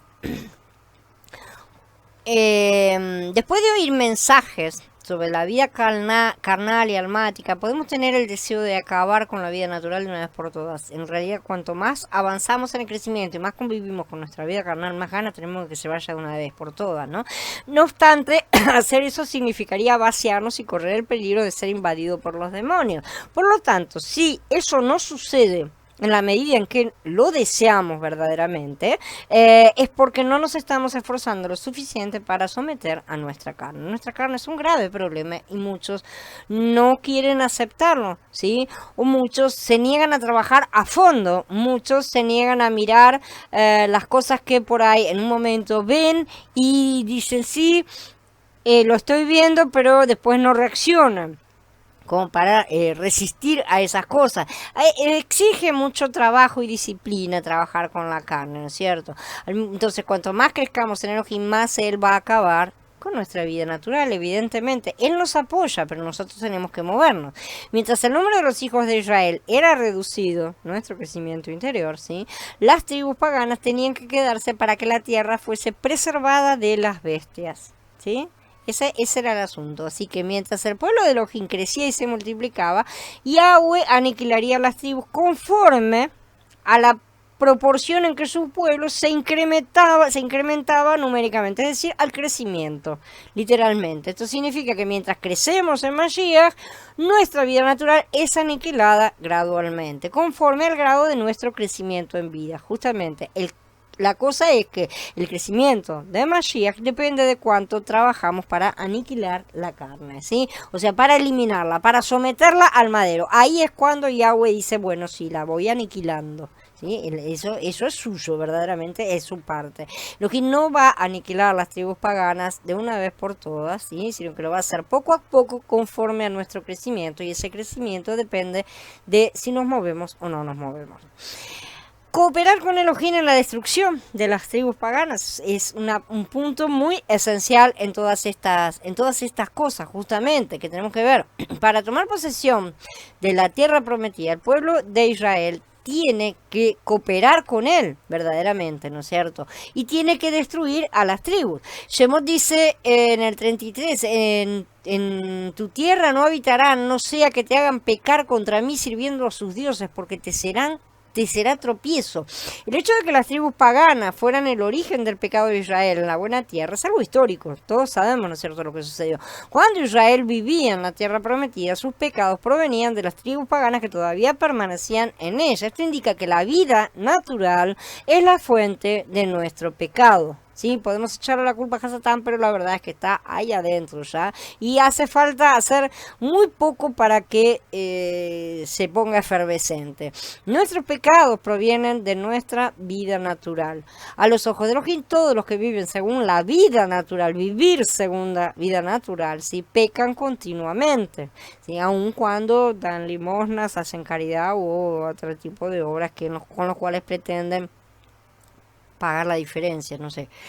Como fuente de pecado en el pueblo de Elohim, la vida natural les impide tomar posesión de Mashiach como la buena tierra. No hay forma. Ya que la vida natural nos impide poseer a Mashiach y disfrutarlo, tenemos que aborrecerla, tenemos que eliminarla, cortarla, someterla al madero todo el tiempo, estar dispuestos, deseosos de deshacernos de ella. Nosotros, no es, ay, cómo deseo que te la lleves, no que yo la tenga que echar. No, quiero que lo hagas vos porque a mí me cansa. No, no es así. Somos nosotros los que tenemos que tomar la iniciativa y Él ayudará ciertamente, nos fortalecerá. ¿Mm? No podemos hacer ningún pacto con ellos. A los hijos de Israel se les prohibió hacer pacto, ¿no es cierto?, con las tribus paganas. Hoy en día no debemos hacer ningún pacto con la vida natural, con la vida de la carne. Hacer un pacto con la vida natural significa comprometernos con ella, ¿sí? Ya que no resulta fácil eliminarla, podemos ser tentados a comprometernos con ella, establecer algún tipo de pacto, hacer alguna cosa para, bueno, la dejo ahí, no molestas tanto y te quedas quieta, ¿no? Y te quedas ahí, pero sigue estando ahí, no es esa la cosa. Comprometernos de esta manera significa tolerar algún aspecto de la vida natural, pero no podemos tolerarla de ninguna manera. Aunque podamos aniquilar o no la vida natural, tenemos que aborrecerla y limitarla. Necesitamos aborrecer nuestra vida carnal verdaderamente, porque si no la aborrecemos vamos a tenerle lástima, por así decir, ¿no es cierto? Nos va a gustar directamente, cuanto muchos podemos llegar a tenerle lástima. En lugar de estar de acuerdo con algún aspecto de nuestra vida natural, vamos a aborrecerlo mejor y hagamos todo lo que podemos para deshacernos de ella. Ese es el punto. Por supuesto, sin crecimiento, nuestros intentos serán en vano, ya lo sabemos. Podemos hacer lo que quiera, pero necesitamos el crecimiento. Entonces, cuanto más crezca Mashiach en nosotros, más podemos sacar la vida natural. Es una cosa que tiene que ir junta. No se pueden hacer una parte, después hago la otra, me cansé, me siento en la mitad, ahora la saqué, el mes que viene pongo lo otro. No es así, tiene que estar siendo un camino constante y todo el tiempo, al mismo tiempo avanzando, ¿sí? Encontramos este principio en Romanín 8. Efectivamente, Elohim va a dar vida a nuestros cuerpos mortales, como dice, si el espíritu de aquel que resucitó a Yahshua de entre los muertos mora en ustedes, el que resucitó al Mashiach de entre los muertos también dará vida a sus cuerpos mortales mediante su espíritu que mora en ustedes. Ya está morando, pero no tenemos todavía la vida de resurrección porque evidentemente no hemos muerto, ¿no es cierto? Por eso esto depende de la iniciativa que tomemos en matar las prácticas de nuestro cuerpo, porque si siguen las inclinaciones carnales morirán, pero si por el espíritu hacen morir las prácticas carnales, vivirán. ¿Sí? Entonces, ¿quién dice esto? Oren mucho para que Él les saque esas cosas, o dice si por el espíritu hacen morir las prácticas, resistan. Es bastante diferente, ¿no es cierto?, lo que se está diciendo. Así que si tomamos la iniciativa de hacer esto, Elohim nos honrará y nos va a dar vida a nuestros cuerpos mortales. Si no estamos dispuestos a cooperar, ya no tiene ninguna posibilidad de impartir vida a nuestros cuerpos mortales. Entonces no vamos a tener la vida en nuestro interior. Esa semilla no se va a abrir y no va a dar vida. Romanos también en el 8 nos enseña que tenemos que tomar la iniciativa de andar según el Ruach. Esto fue para que nosotros podamos cumplir con la justa exigencia de la Torá, ya que no procedemos dirigidos por la inclinación carnal, sino por la inclinación espiritual. Los que actúan según su inclinación carnal tienden a lo carnal, pero los que actúan según su inclinación espiritual tienden a lo espiritual. Y la tendencia carnal lleva a la muerte, pero la tendencia espiritual produce vida y paz. Verso 14 dice, porque todos los que son guiados por el Ruach de Elohim, estos son hijos de Elohim. Este paso no habla de la dirección del Ruach, sino de que somos guiados por él. ¿Sí? El Ruach está dispuesto a guiarnos, pero debemos estar dispuestos a ser guiados, ¿sí? Porque él me quiere guiar, pero yo quiero ir por otro lado. No nos vamos a poner de acuerdo, ¿sí? Si no estamos dispuestos a ser guiados, el Ruach no tiene ninguna posibilidad de conducirnos. Por lo tanto, nuestra primera responsabilidad es ser guiados y disponernos y obedecer, empezar a mover las patitas también, ¿no es cierto? Después, la responsabilidad del Ruach es guiarnos por el lado correcto. Y eso él lo va a hacer sin duda alguna. Esa parte va a estar bien hecha verdaderamente, pero si nosotros no nos movemos no vamos tampoco a ningún lado, ¿sí? Aún en este asunto nosotros tenemos que tomar justamente la iniciativa. Hola Teo, bienvenido. Eh, este pasuk entonces no está hablando justamente de la dirección, sino de ser guiados y que nosotros tenemos que tomar la iniciativa. Nosotros debemos tomar también la iniciativa al clamar Abba Padre, dice, ¿no es cierto? Ustedes no recibieron el espíritu que los haga esclavos para estar otra vez bajo el temor, sino que ustedes recibieron un espíritu que los hace hijos, con el cual clamamos Abba, Padre. En Romanillín 8 está esto, ¿no es cierto? Hay un pasuk similar que dice, y por cuanto ustedes son hijos, Elohim envió a nuestros corazones el espíritu de su hijo que clama Abba, Padre. Esto nos hace, es el llamado espíritu de adopción, ¿no es cierto? Entonces, ¿quién clama? ¿Nosotros clamamos o el Ruach clama?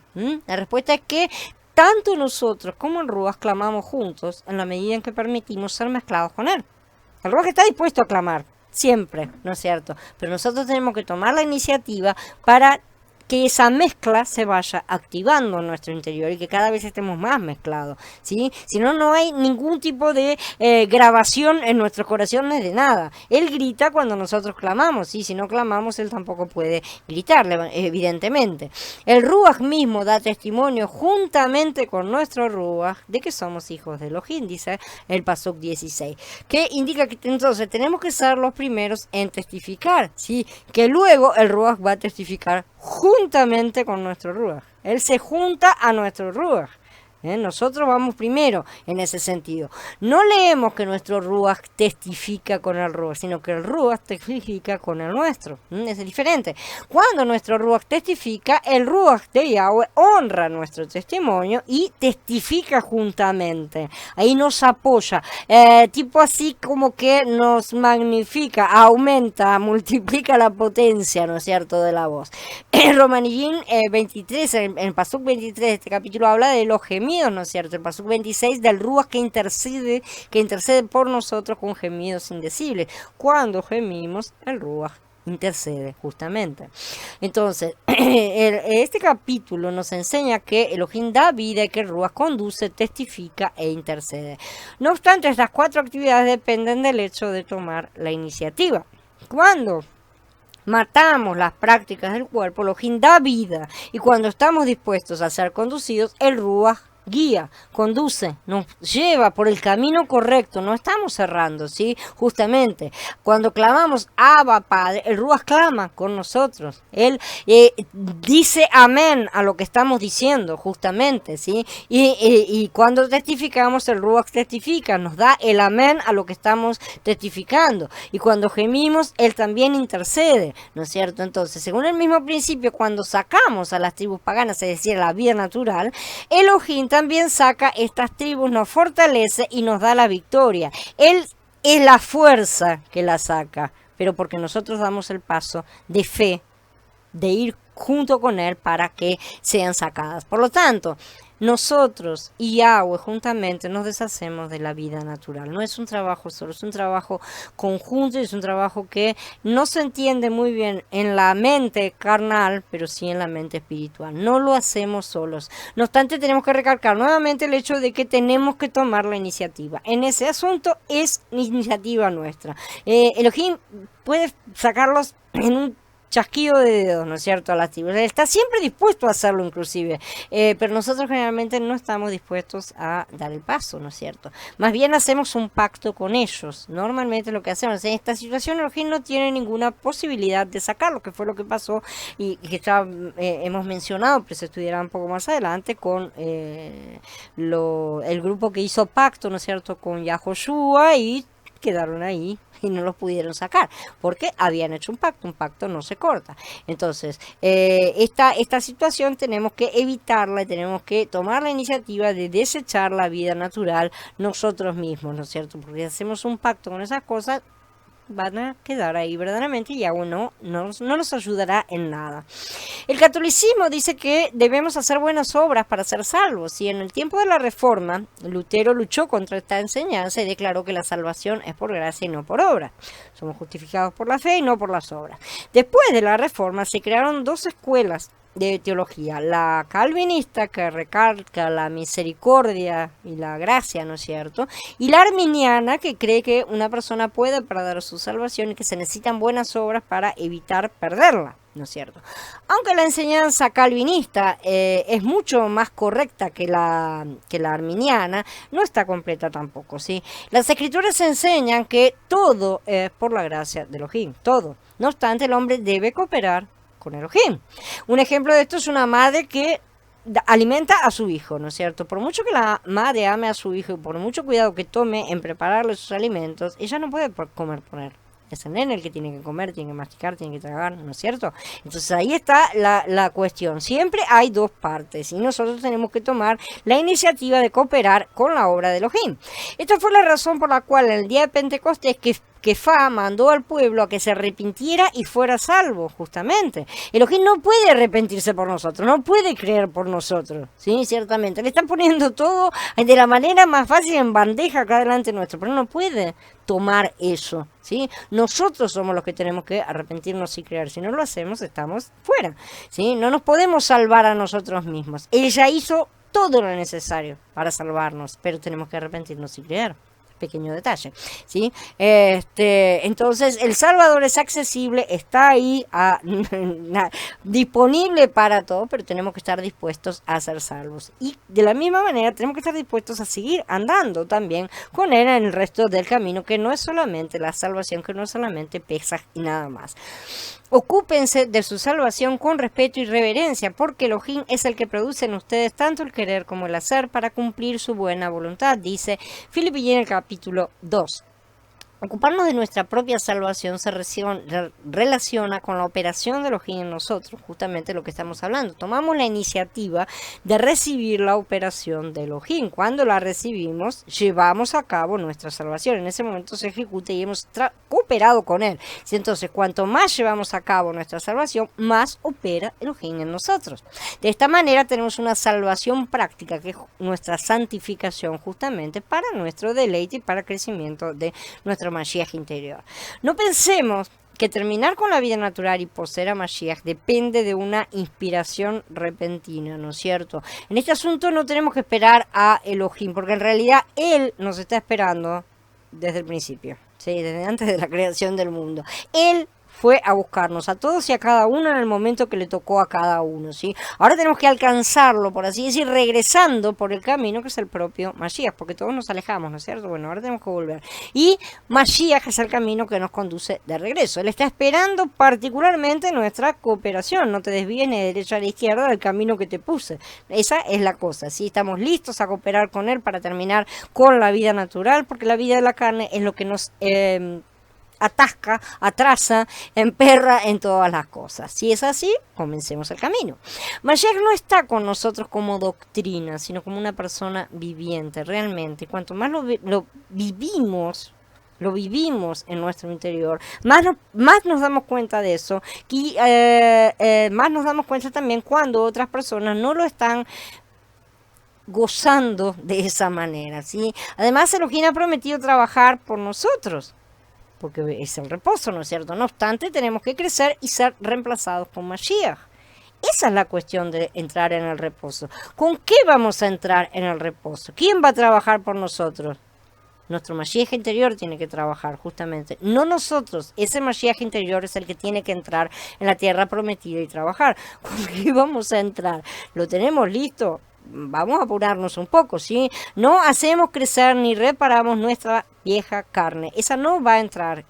Hay que entenderlo, ¿sí? El viejo hombre, sino que tenemos que hacer crecer nuestro nuevo hombre.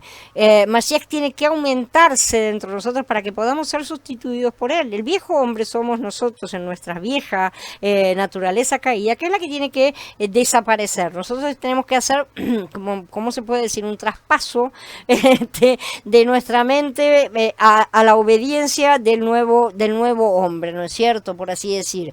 Pero es justamente eso lo que tenemos que hacer. No se puede estar maquillando la vieja carne. Esa vieja carne va a ser muerta y ejecutada, ¿no es cierto? Y tenemos que cooperar. Por una parte, él opera a nosotros, por la otra, nosotros llevar a cabo nuestra propia salvación. Eso es lo que dicen las escrituras. No se trata de obras ni de salvación personal ni de otras malas comprensiones que andan por ahí dando vueltas. En este asunto nosotros y Elohim somos socios, ¿sí? Somos como socios porque estamos trabajando. Veamos, somos la novia, somos el cuerpo de Mashiach, entonces somos una sola carne, en el sentido de que somos una unidad con Él y que Él está trabajando en nuestro interior para que seamos uno plenamente, nuevamente, como fue destinado, ¿no es cierto?, desde el inicio. Entonces, en ese sentido tenemos que colaborar y además obedecer, porque nosotros somos la mujer que tiene que estar sometida al esposo. Entonces, todo esto creo que muchos de nosotros ya lo hemos experimentado en mayor o menor medida. Tercer punto es destruir los ídolos, ¿no es cierto? Que dice, no te inclinarás a sus dioses, ni los servirás, ni harás como ellos hacen, los destruirás a todos, ¿no es cierto? Esto indica claramente que los hijos, de Israel tenían que destruir todos los ídolos de la tierra prometida. O sea, si estamos entrando nosotros en la tierra prometida, sabemos perfectamente que todos esos ídolos son las cosas de nuestra carne.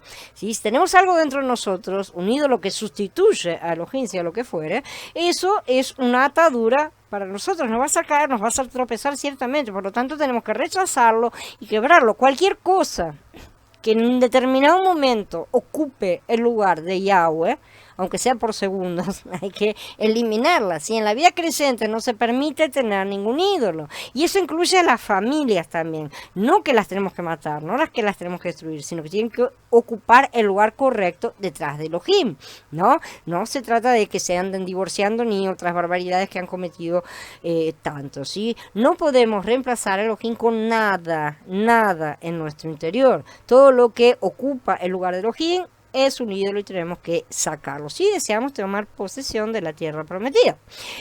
En cuarto lugar tenemos las promesas en este final de capítulo, ¿no es cierto?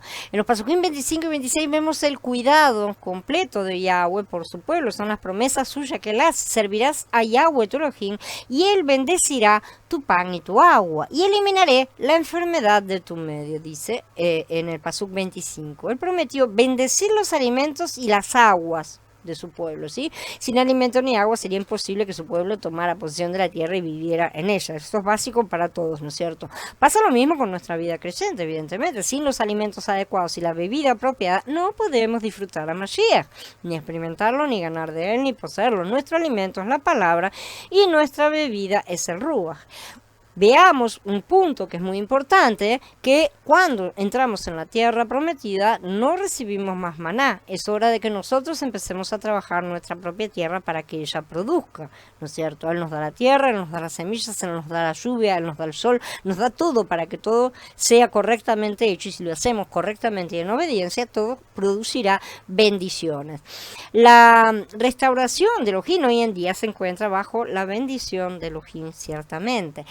Tenemos la palabra bendita y tenemos el Ruach bendito también. Si visitamos un grupo de creyentes y vemos que la palabra y el Ruach son bendecidos, y visitamos, quiero decirlo, nosotros como vivimos hoy virtualmente, ¿no es cierto? Pero puede darnos la gracia de conocer a personas físicas realmente, donde veamos su mover, tenemos que agradecer a Yahweh por estar ahí, por estar moviendo a las personas, por estar levantando verdaderamente a su cuerpo en todas partes. Solo el tener la palabra y el Ruach, ¿sí? Solo con eso, si no los tenemos, no vamos a poder tomar posesión de la tierra prometida. Necesitamos la palabra y el Ruach, necesitamos obtener a Mashiach plenamente para experimentarlo y disfrutarlo, y también nuestros hermanos, evidentemente. Así que esta es un punto muy importante.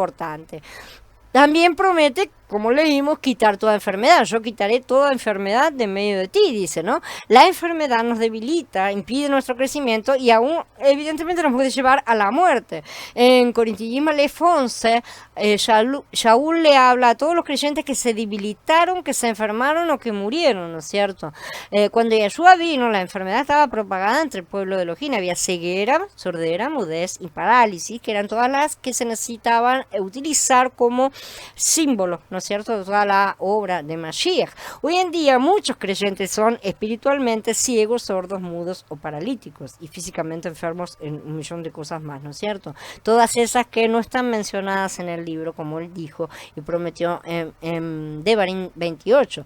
La pregunta es, ¿estamos bien en nuestra salud espiritual? Espiritual, ¿sí? Porque la salud del cuerpo depende de nuestra salud espiritual. Esto ya lo estamos comprendiendo. ¿Cómo está nuestra vista y nuestra audición espirituales? ¿Somos sanos en nuestro hablar, en nuestras actividades? Muchos creyentes contemporáneos son paralíticos, ¿sí? Espiritualmente no se pueden mover.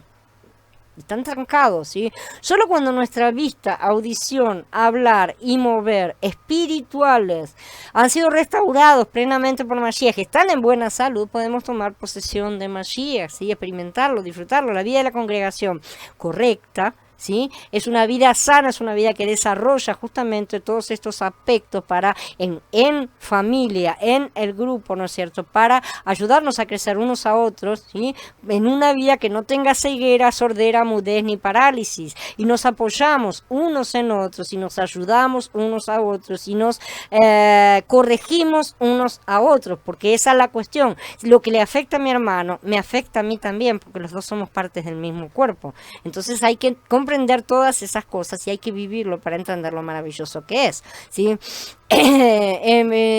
Finalmente es multiplicarnos, ¿no es cierto? Ninguna mujer de tu tierra abortará ni será estéril, dice en el 26, en la primera parte. Esto significa que Elohim prometió multiplicar a su pueblo. Esto forma parte de las promesas básicas, ¿no es cierto?, de multiplicación y de crecimiento que vienen ya desde Génesis. No solo crecerían y producirían, sino que también se multiplicarían, serían más y irían aumentando en número. Esta multiplicación tiene dos significados. Primero, significa producir fruto, evidentemente, es muy importante. Y segundo, significa que el crecimiento de una persona es multiplicado. No tenemos que crecer simplemente, sino multiplicarnos. Generalmente, cuando alguien crece espiritualmente, también es multiplicado, porque ese crecer espiritualmente, al producir fruto, el fruto cae y produce más todavía, ¿no es cierto? Entonces ahí viene la multiplicación. Si la persona crece y no produce nada, termina como una higuera estéril, ¿no es cierto? Entonces no hay multiplicación, justamente. Según la promesa de Shemot 23-26, ser multiplicados significa no tener ningún estancamiento y tener no solo crecimiento, sino también esa expansión que es necesaria para que el cuerpo crezca y para abarcar a todos, ¿no es cierto? Los creyentes pueden tener estancamiento espiritual e impedir estas cosas. Durante cierto tiempo, algunos pueden crecer bastante bien en Elohim, pero repentinamente tienen un estancamiento espiritual. A algunos les dura el resto de la vida, a otros, bueno, se recuperan por la gracia de ellos. Pero ese estancamiento siempre impide el crecimiento y el producir fruto que tenga semilla para continuar multiplicándose. La esterilidad espiritual es otro problema, ¿no es cierto? Algunos pueden tener estancamiento espiritual y salir de él, pero otros son estériles, como decimos, pueden ser higueras sin frutos, ¿sí?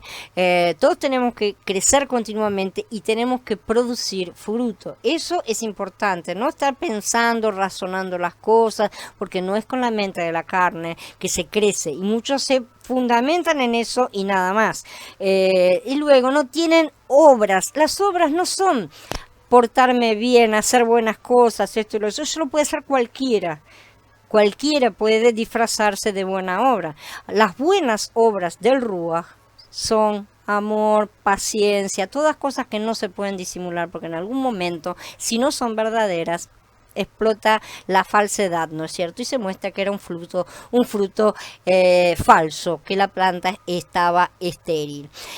También promete, te dejaré disfrutar del lapso completo de tu vida. Y esto significa que haría que el pueblo viviera hasta la edad completa, hasta la madurez, ¿no es cierto? Hoy en día hay pocas personas que han llegado a la plena madurez espiritual. Lamentablemente son poquísimas. Si consideramos los escritos, videos, pensamientos en general de los creyentes contemporáneos y lo que hablan en la radio, TV, internet, videos, vamos a percibir que la mayoría de los creyentes no son maduros. No han madurado en nada, repiten las mismas cosas, a veces de una forma, las arreglan, pero están siempre repitiendo los mismos conceptos, ¿sí?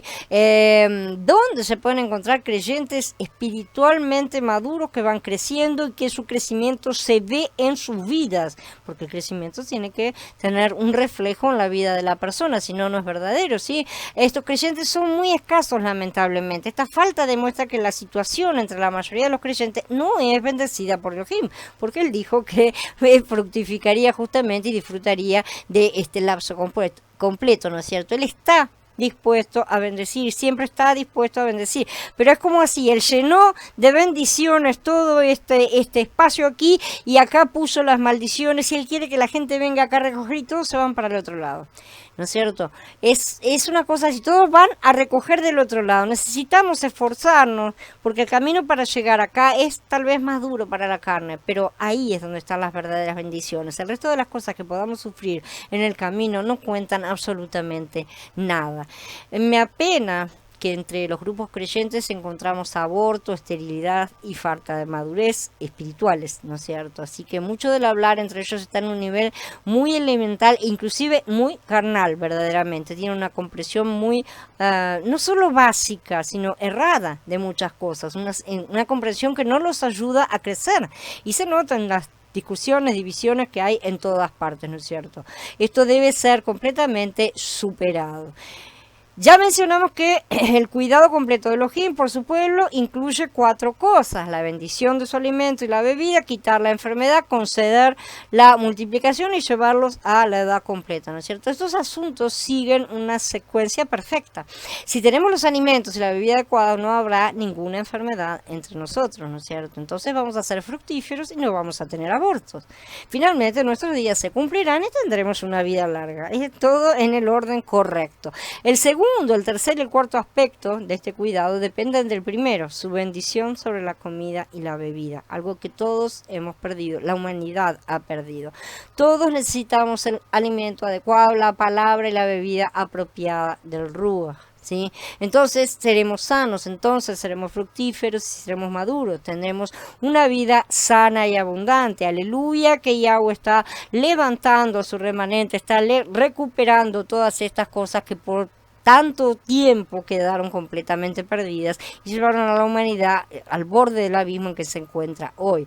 Como resultado, nosotros vamos a tener la fuerza para tomar la iniciativa de sacar las tribus paganas, que es la vida natural. Si no tenemos esa buena alimentación, estamos débiles, no tenemos fuerzas para luchar con estas cosas, con estas bestias, ¿no es cierto? Y estas tribus.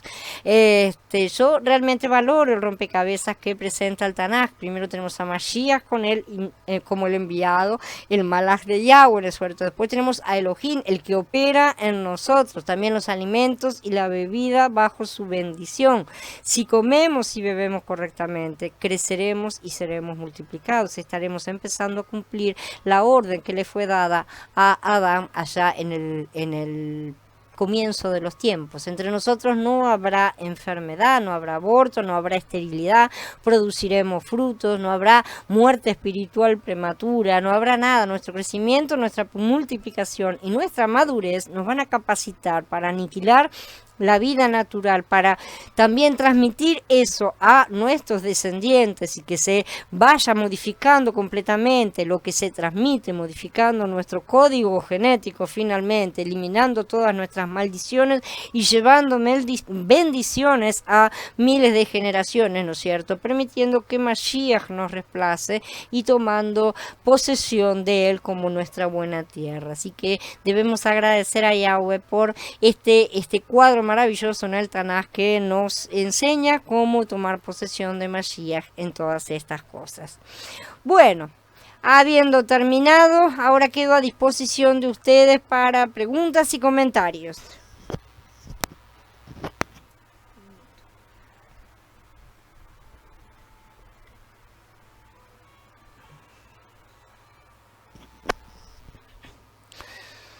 A ver, dice Gaby, es muy cierto porque muchas veces discutimos con él y en la mayoría de los casos, hablando por mí, me doy cuenta de que estoy haciendo mal y en vez de callarme y someterme, aún sigo discutiendo con él.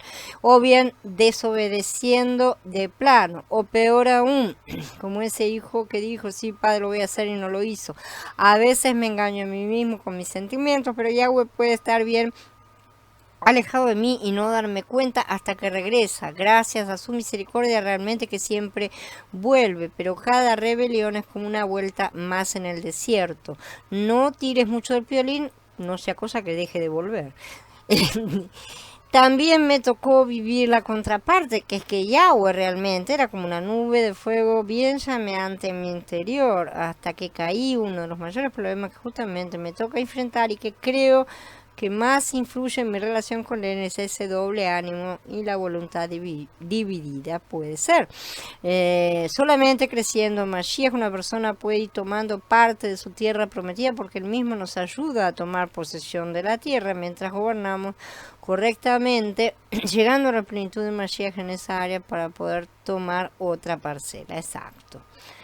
Creo que hice un pacto con mi carne al permitirme muchas cosas y que por esa razón él se alejó. Siempre estamos haciendo pactos, así que simple y sencillamente deshagamos esos pactos impíos, que son pactos inicuos, porque tenemos que desarmarlos, deshacerlos y eliminarlos por completo, ¿sí? Eso es importante. No nos olvidemos que estas son sombras, ¿no es cierto? O sea, el pacto con las personas no se puede romper, pero el pacto con la carne es otra cosa. No digamos, hice un pacto, no lo puedo quebrantar, no pasa por ahí. Ahí cortemos a la carne porque al final de cuentas nuestra carne está muerta. Así que todo pacto que hayamos hecho con nuestra carne está disuelto automáticamente. La cosa es que necesitamos fortalecernos en el nuevo hombre para estar avanzando justamente. Dice Lorena, ¿cómo saber que uno hace pactos? Es muy fácil, si te guís con comportamientos, si los permitiste, los disculpás y sos permisiva como podrías llegar a hacerlo con un nene chico, qué sé yo, al cual le das cabida porque, bueno, porque es chico, ¿no es cierto? Pero en realidad la carne es una cosa que no podemos darle cabida en ningún momento. Si dejas pasar ciertas cosas y dices, pero eso no es importante, estás haciendo un pacto con la carne. Esa es la forma. Permitiendo que la carne permanezca es hacer un pacto con la carne. Bueno, si no hay más comentarios, damos por terminada la charla. Abba los bendiga a todos, los siga fortaleciendo para pasar estos días de lucha, de batalla espiritual con la carne y con las bestias de la tierra. Sigamos luchando porque todavía hay lucha al frente. Shalom a todos, hermanos. No olviden que mañana tenemos las reuniones de oración, ¿sí? Shalom y hasta mañana.